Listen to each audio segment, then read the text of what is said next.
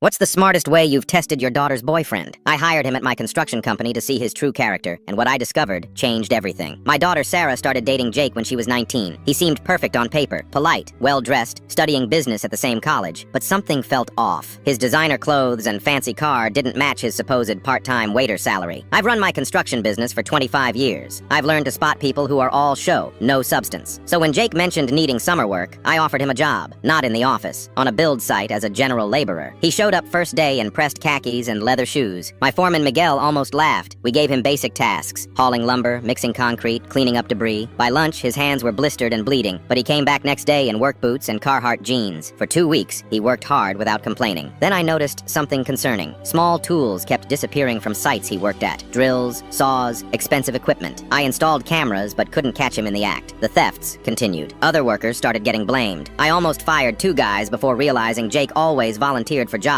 at sites where things went missing. Then one Friday, I followed him after work. He drove to a pawn shop 40 miles away. Through the window, I watched him sell tools stolen from my sites. My blood boiled, but I kept quiet, gathering evidence. A week later, Sarah came home crying. Jake had surprised her with an expensive necklace. I recognized the design. His mom had one just like it. When I asked about it, he said he'd saved up from his construction job. I logged into our payroll system. Jake's checks were going to an account at Midwest Bank, but when I called about a missing deposit, they had no record of him. The account number he'd given us was fake. I hired a private investigator. Within days, we uncovered everything. Jake had a record, 3 arrests for fraud and theft. He wasn't even enrolled in college. His rich family story was a lie. He was working multiple jobs, stealing from all of them. The final straw came when one of my best clients called. Their signed contracts had forged signatures authorizing extra work, $43,000 worth. Jake had accessed our files during night shifts when he volunteered to catch up on paperwork. I gathered all the evidence: security footage, fake bank records, forged documents. I asked Sarah to meet me for dinner. Jake came too, probably expecting to charm his way through another family meal. Instead, 2 police officers approached our table. Jake's face dropped as they listed the charges. Sarah watched in shock as they led him away in handcuffs. When they searched his apartment, they found stolen tools from 6 different companies, high-end clothes with security tags still attached, dozens of fake IDs. The hardest part was telling Sarah the truth, but as I showed her the evidence, her shock turned to anger. Turned out Jake had stolen from her too, borrowing her credit card for small purchases that added up to thousands. He got 3 years in prison. Sarah testified at his sentencing. She looked him in the eye and said, "I thought you loved me, but you only loved what you could take from me." Last week, Sarah brought home her new boyfriend. First thing he said was, "Sir, I know what happened with Jake. I want you to run a background check on me. Call my references. Test me however you need to. I have nothing to hide." I smiled and handed him a hard hat. "Show up Monday at 7 a.m. Let's see what you're made of." Some call me overprotective, but better to test someone's character with dirt and sweat than learn the truth after they've stolen your daughter's heart and half your company's inventory.